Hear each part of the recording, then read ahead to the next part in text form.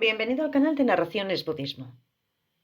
Parte 5 de Comentarios sobre la lámpara en el camino a la iluminación por Zenshab Serkon Rinpoche.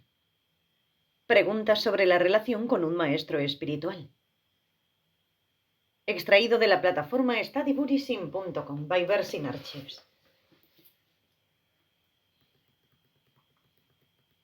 9 actitudes que debemos tener hacia nosotros mismos en nuestra relación con nuestro maestro espiritual. ¿Podría Rinpoche ofrecer algún consejo sobre cómo aproximarnos a nuestros maestros y a los estudios del Dharma? Los sutras describen 9 tipos de actitudes que debemos tener hacia nosotros mismos en nuestra relación con nuestro maestro espiritual. En primer lugar, debemos ser como un niño obediente, como alguien que escuchará a sus padres y hará exactamente lo que ellos dicen y no actuará de cualquier manera. Eso es lo que significa ser obediente. La segunda actitud es la de ser como un vasa. Un vasa o torje es un elemento ritual que tiene varias puntas fusionadas en una punta central. Asimismo, debemos sentirnos fusionados con nuestro maestro espiritual, de manera que nada pueda interponerse entre nosotros, sin importar lo que suceda o lo que digan los demás. La tercera actitud que debemos tener es la de ser tan humildes como un asistente. En otras palabras, debemos comportarnos como un asistente que atiende con respecto a la persona que sirve y que no piensa en ser mejor que esa persona. No deberíamos sentir que sabemos más o que somos mejores que nuestro maestro. Más bien, deberíamos tener una actitud como la de un asistente humilde.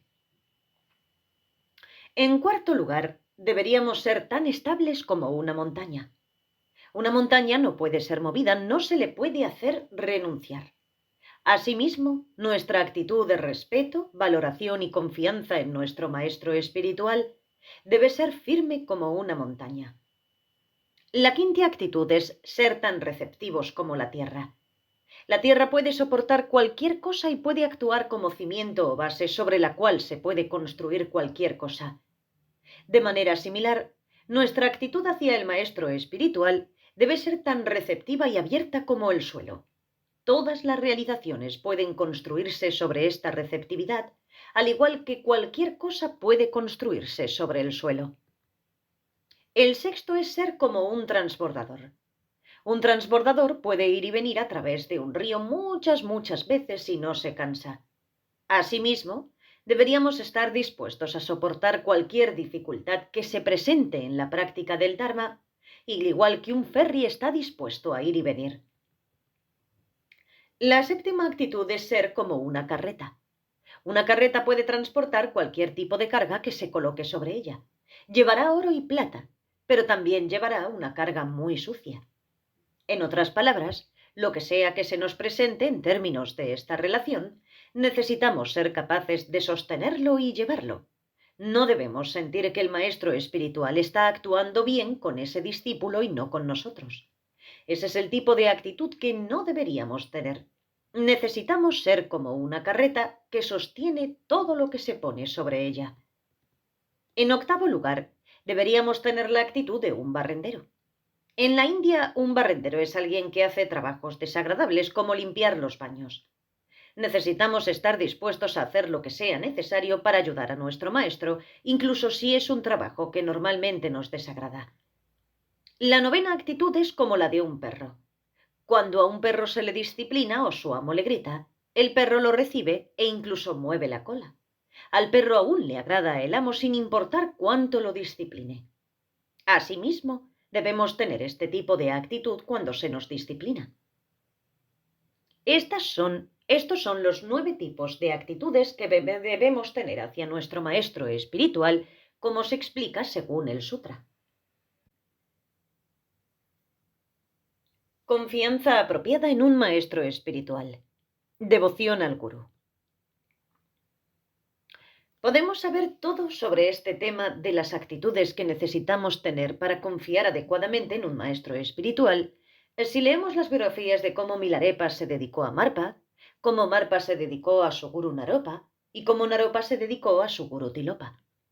El hecho de que todos ellos pudieran alcanzar la iluminación en una misma vida se debió principalmente a que confiaron poderosa y apropiadamente en sus maestros espirituales. El Sutra del Prajnaparamita de 8000 versos cuenta el relato del discípulo Sadaprarudita. La traducción literal de su nombre es el que siempre está llorando. El relato cuenta que los budas y bodhisattvas se le aparecieron en el cielo y predijeron que su gurú se llamaría Dharmodgata. Sadaprarudita pensó que si este bodhisattva Dharmodgata iba a ser su gurú, entonces debería tener algo apropiado para presentarle como ofrenda. Sin embargo, era extremadamente pobre. Entonces él, para recaudar fondos, salió por las calles y le dijo a la gente: «Aquí solo tengo mi cuerpo. ¿A alguien le gustaría comprar los servicios de mi cuerpo para realizar cualquier tipo de trabajo físico que desee? Necesito hacerle una ofrenda a mi maestro espiritual». Vendió su fuerza física de esta forma. Indra, el rey de los dioses, se dio cuenta de que este discípulo se vendía a sí mismo de esta manera y decidió poner a prueba su sinceridad manifestándose como un brahman. Se apareció ante Sadaprarudita y le dijo: «Los brahmanes son personas que se dedican a las ofrendas sacrificiales de fuego. Necesito algo de carne humana y algo de grasa humana y médula ósea para una ofrenda. ¿Me venderías estos de tu cuerpo?».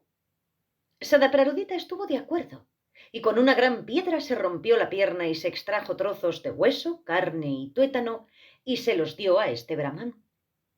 Todo esto sucedió frente a la casa de un comerciante muy rico. La hija de este comerciante vio lo que sucedía afuera y le preguntó a Sadaprarudita por qué se estaba haciendo cosas tan horribles. Explicó: «Necesito acumular una gran cantidad de potencial positivo, de mérito y ofrendas para reunirme con mi gurú, el bodhisattva Dharmodgata». Ella preguntó: «Si recibes enseñanzas de este bodhisattva Dharmodgata, ¿qué lograrás con eso?», dijo.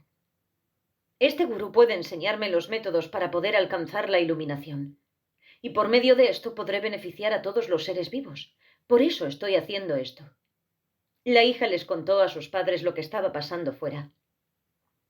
Indra entonces se dio cuenta de la sinceridad de la devoción e intención de Sadaprarudita y su determinación de lograr ese noble estado.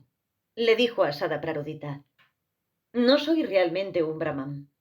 Soy solo una manifestación de Indra y puedo ver que tu intención es muy sincera. Realmente no necesito tu carne ni huesos». Con sus poderes especiales, restauró la pierna de Sadaprarudita a su estado original. Había 500 damas de honor e hijas en la casa de este rico comerciante. Todas fueron enviadas, junto con todos los caballos, carruajes y exhibiciones de riqueza, para acompañar a Sadaprarudita a encontrarse con su gurú. Lo acompañaron al lugar donde vivía este gran maestro Dharmodgata. Sin embargo, cuando llegaron allí, encontraron que Dharmodgata estaba en un retiro de 12 años, sentado en concentración absorta. Se les dijo que después de que terminara su retiro de 12 años, saldría y enseñaría. Por lo tanto, Sadaprarudita y todas estas damas de honor e hijas se quedaron allí durante esos 12 años, circunvalando el lugar donde el maestro estaba haciendo el retiro. Finalmente, llegó el momento en que faltaban 7 días para que terminara el retiro.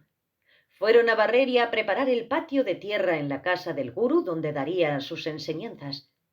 Cuando barrieron, se levantó una gran cantidad de polvo. Intentaron encontrar un poco de agua para rociar la tierra y asentar el suelo polvoriento, pero sin importar dónde fueran a buscar, no pudieron encontrar agua.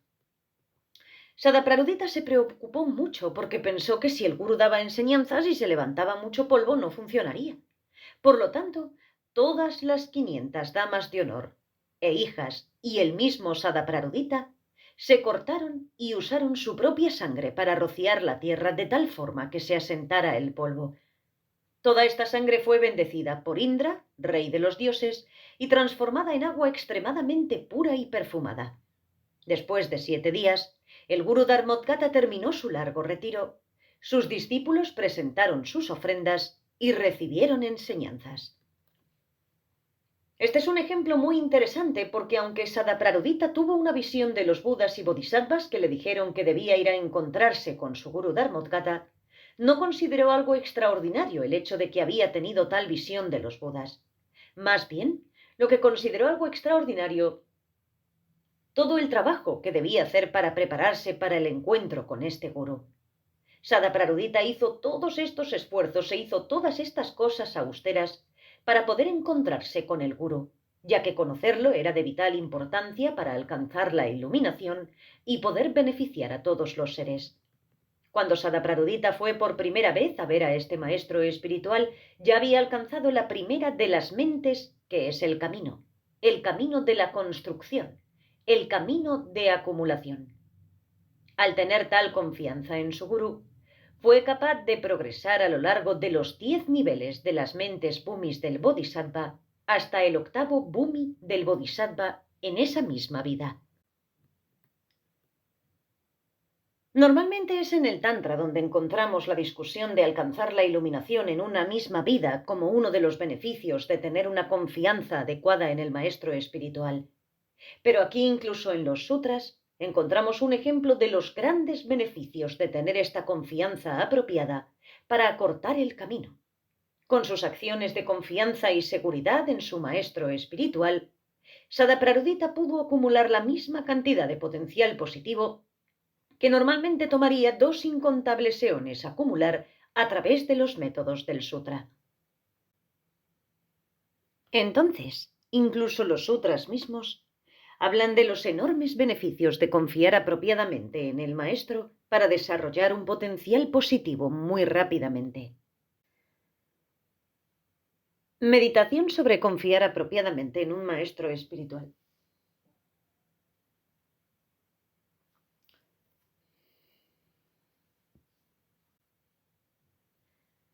La forma real de meditar en la confianza adecuada en un maestro espiritual es la siguiente.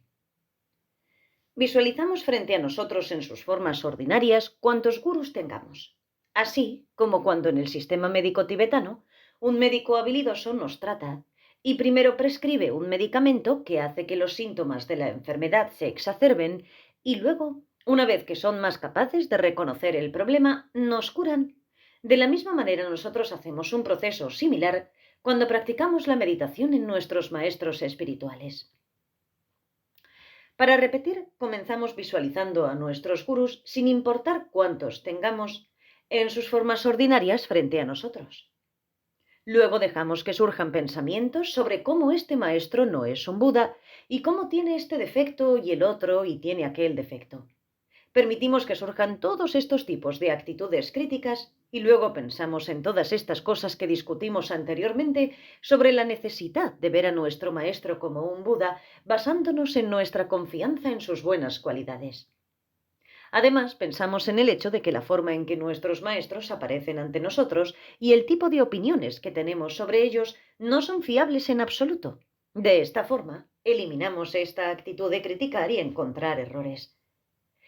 Esta es la manera de confiar adecuadamente en un maestro una vez que lo hemos examinado minuciosamente y tenemos la confianza de que está debidamente calificado para confiar en él. Dejamos que surjan los pensamientos negativos, luego aplicamos la forma de pensar oponente y por lo tanto eliminamos estos pensamientos negativos.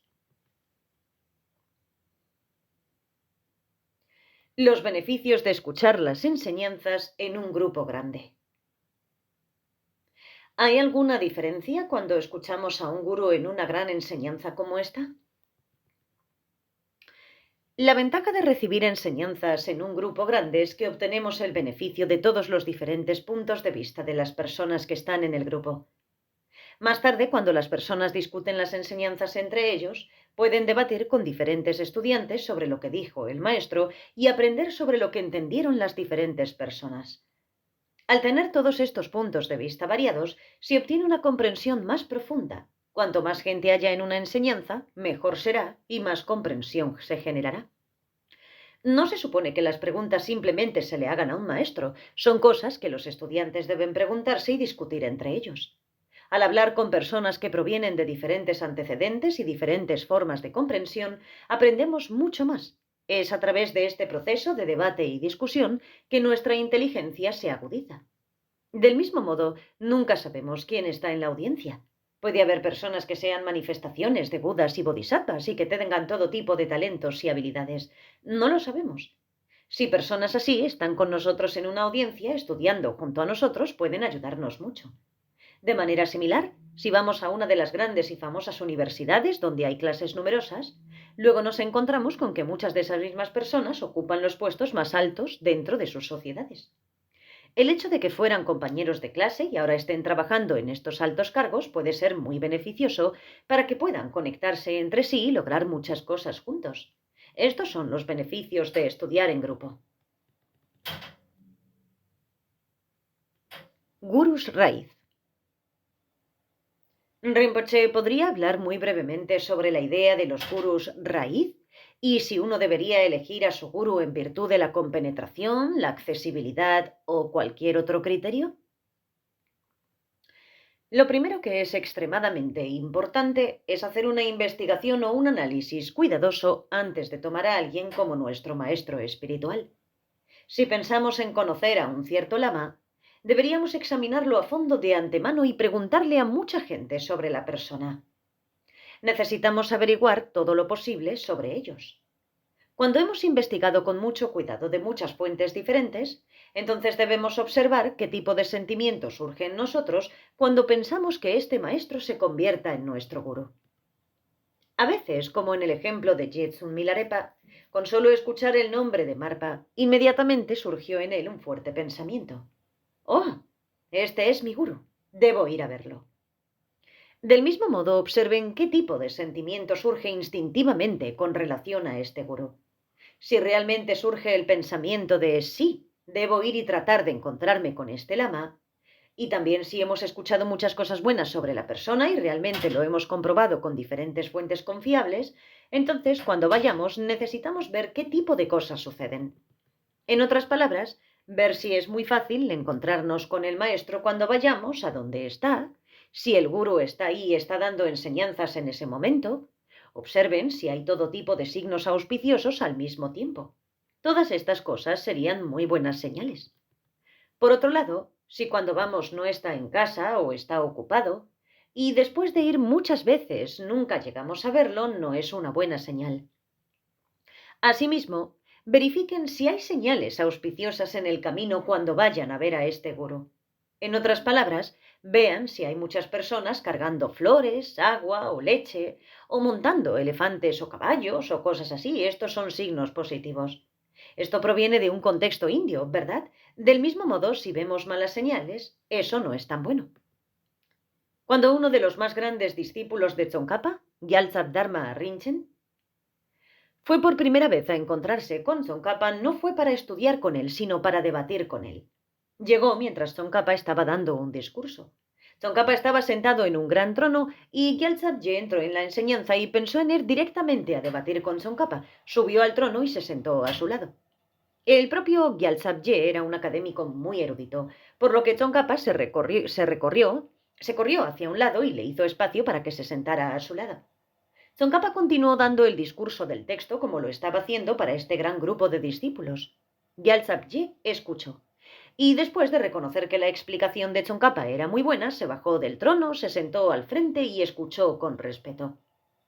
En realidad fue una señal muy auspiciosa para él haber subido al trono, porque cuando Tsongkhapa falleció, Gyaltsab Ye se convirtió en el primer sucesor del trono de Tsongkhapa. En medio de este discurso, Tsongkhapa se quitó el sombrero de experto y lo tiró al aire. Cuando volvió a caer, aterrizó en la cabeza de Gyaltsab Ye. Todos rieron. Esa también fue una señal muy auspiciosa de que Gyaltsab Ye sería el primer sucesor del trono de Tsongkhapa. Esta línea de sucesores al trono de Tsongkhapa ha continuado intacta hasta el día de hoy. El actual titular de esta posición es el 97º sucesor del trono de Tsongkhapa. Las cualificaciones de un maestro espiritual. El maestro espiritual debe tener muchas buenas cualidades y en nuestras sesiones anteriores estuvimos hablando de 3 cualidades generales que deben estar presentes. Primero, el gurú debe ser muy erudito. En segundo lugar, el gurú debe tener una autodisciplina ética muy estricta. Por último, el gurú debe tener un corazón muy amable y cálido. De todas estas, las más importantes son las dos últimas: un corazón y una disposición muy bondadosos y cálidos, y una autodisciplina ética muy estricta. Incluso si este maestro tiene ciertas deficiencias, una vez que hemos decidido confiar en él y hemos entrado en una relación discípulo-gurú, solo debemos enfocarnos en sus buenas cualidades y nunca en ninguna de estas fallas o deficiencias. En virtud del hecho de que solo vemos sus buenas cualidades, estas buenas cualidades eclipsarán por completo cualquiera de las fallas que de hecho podrían existir desde el lado del gurú. No vemos ninguno de los defectos porque solo vemos las buenas cualidades que los eclipsan. Un ejemplo es el sol. Hay estrellas en el cielo durante el día y la noche. Durante el día no es que no haya estrellas en el cielo, es solo que el sol eclipsa a las estrellas y no las vemos.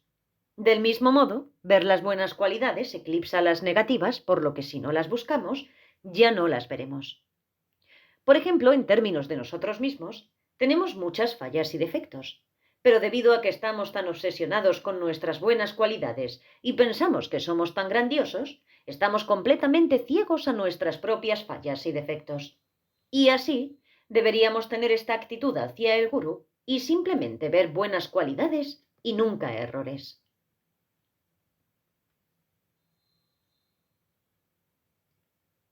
Pregunta: ¿cómo es posible cometer crímenes atroces con un preciado renacimiento humano? Discutimos cómo podríamos deshacernos de crímenes atroces arrepintiéndonos de haberlos cometido. Pero debido a que hemos alcanzado el renacimiento como seres humanos a través del potencial kármico positivo acumulado y llevamos con nosotros estos antecedentes y esta conciencia de nuestro remordimiento cuando renacemos, ¿cómo es posible que las personas cometan crímenes atroces en primer lugar? ¿Cómo es que se han desviado de sus buenas acciones kármicas pasadas a un contraste tan grande? Bien, el punto es que hemos tenido renacimientos sin principio, y debido a que hemos tenido vidas previas sin principio, hemos acumulado un mérito infinito de diferentes tipos de potenciales kármicos, y un número infinito de todo tipo. Por lo tanto, cuando llegamos a esta vida, aunque es el resultado de una cierta cantidad de potencial kármico positivo del pasado, también llevamos toda la colección kármica de potenciales de las acciones que hemos realizado desde el tiempo sin principio. Incluido en ello estaría, de hecho, el potencial kármico para poder cometer un crimen atroz, como matar a nuestra madre o nuestro padre. Si vemos todos los potenciales kármicos que hemos acumulado en el pasado, los potenciales kármicos negativos superan con creces los potenciales positivos que tenemos. Aunque algún potencial kármico positivo puede resultar en tener un preciado renacimiento humano ahora, aún tenemos todas estas otras semillas kármicas del pasado. Ese potencial kármico positivo se está agotando al haber dado lugar como resultado a la preciosa vida humana que tenemos ahora, y lo que nos queda es todo el potencial kármico negativo del pasado. Por lo tanto, es muy importante construir más potencial kármico positivo ahora, mientras tenemos todas las libertades y los dones para poder hacer eso con nuestro preciado renacimiento humano. Comentarios sobre la transcripción editaria de un seminario en junio de 1980, Londres, Inglaterra, traducido por el Dr. Alexander Berzin, narrado por Cristina Ingrid P. Gracias por escuchar.